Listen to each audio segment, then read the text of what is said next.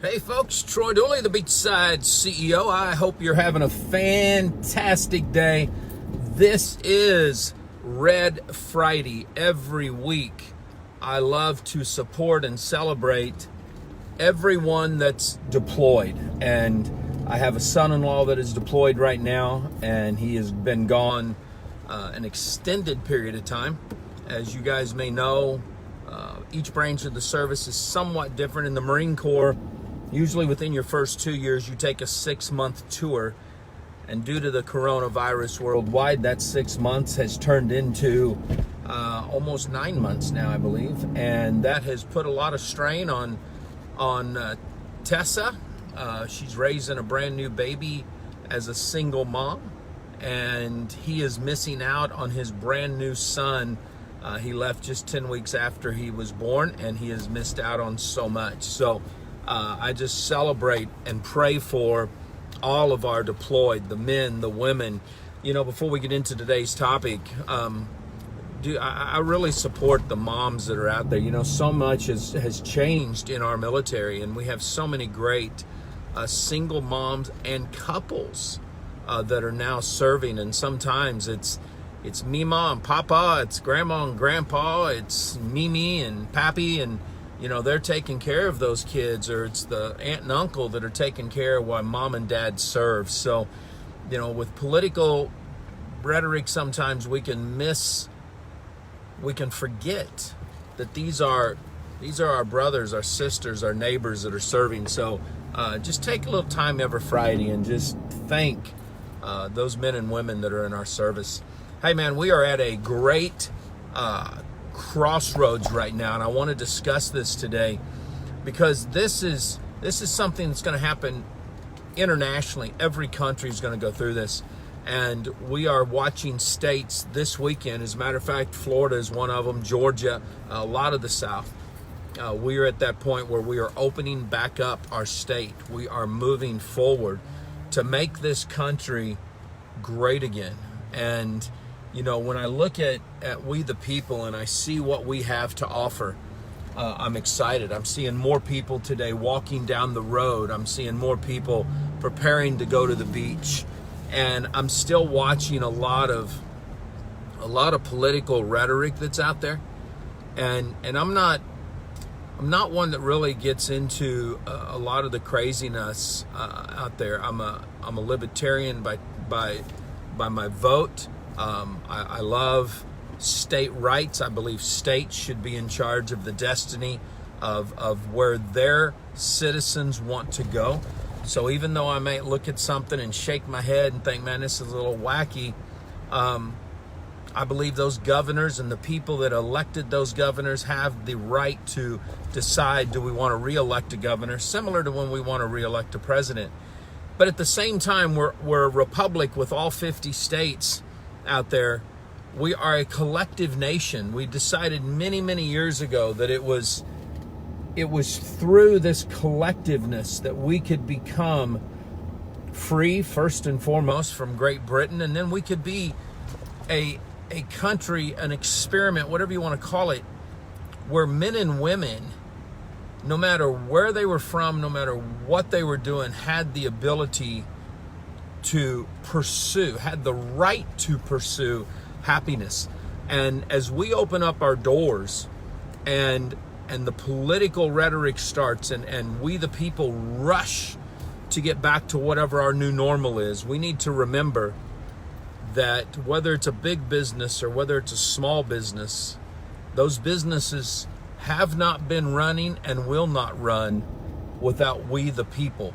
That Main Street, grassroots, blue collar, white collar, American, Italian, Canadian, Venezuelan, Iranian, they're going to be the ones that are going to be able to open up their countries and make something big. Here in America, we are going to have to make some decisions.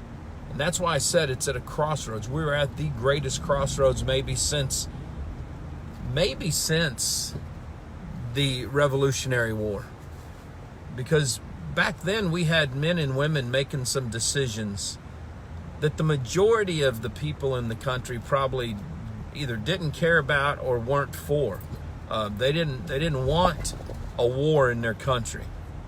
The Civil War was a mess. Well, we're right at that pinnacle right now, where we're going to open up. We're going to see restaurants start to open up. We're going to see massage parlors open up. Is that what they're called? Whatever. Spas, I guess, is what they're called. We're going to see tattoo parlors, strip clubs. I mean, you're going to see everything eventually open back up. And the decision that has to be made is, hey, we're opening up, but we're going to be careful. We're going to be cautious. I'm looking forward to getting a tattoo. And I can't wait to finish out my arm and finish out my back and do some stuff. But we're going to be cautious going forward. But we need to be thinking through some very serious things. We don't need to have contempt and talk down, whether it's the president, a governor, whether it's our mayors. I don't care. We have this tendency right now in this nation, because we're in sometimes it's fear, sometimes it's just political differences, sometimes it's hate, that we have contempt, we have shame, some of us, and right now we need to bind together as a nation and say, okay, let's open up our beaches, let's open up our tourism, let's open up our bowling alleys, whatever it is. We all hear it on the news, but let's use some common sense as we the people.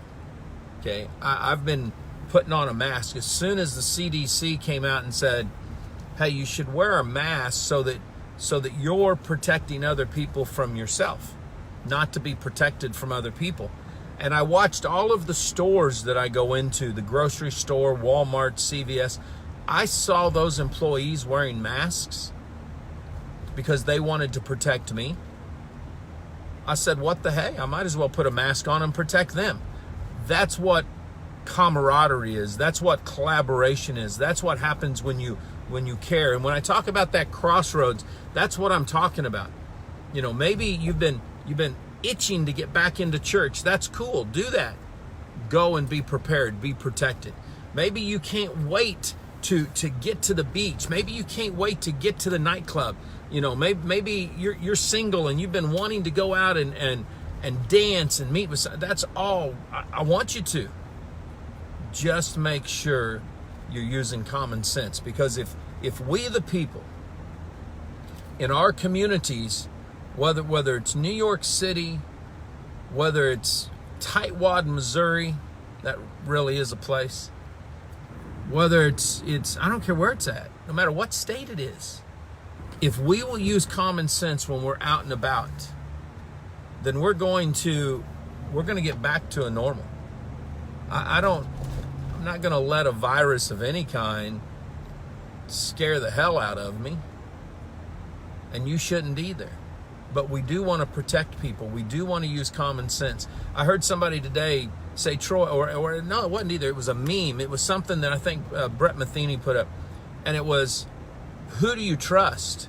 It's not a matter about trusting people and all the information that they're giving you. It's about using common sense. If you use first principles, and you can go look that up, I'm not going to go into detail. It's real easy to start giving yourself to go through and get the deductions to come to a real good conclusion that conclusion may shift based on new information that comes out. But what'll happen is you'll have a process that says, here's how I can protect my community. And as long as we're protecting our community, we're protecting our family, then we as a nation are going to make it, because we are making it as communities. We're making it where we're at today. And I think that's the key. We shouldn't be going around, in my opinion, and I'm just one of 350 million, but we shouldn't be going around dissing the governor of Georgia when he's doing what he thinks is best for his people. Now, if the people in the state decide that he didn't do what was best for them, and they decide to vote him out, that's their deal. They can do whatever they want.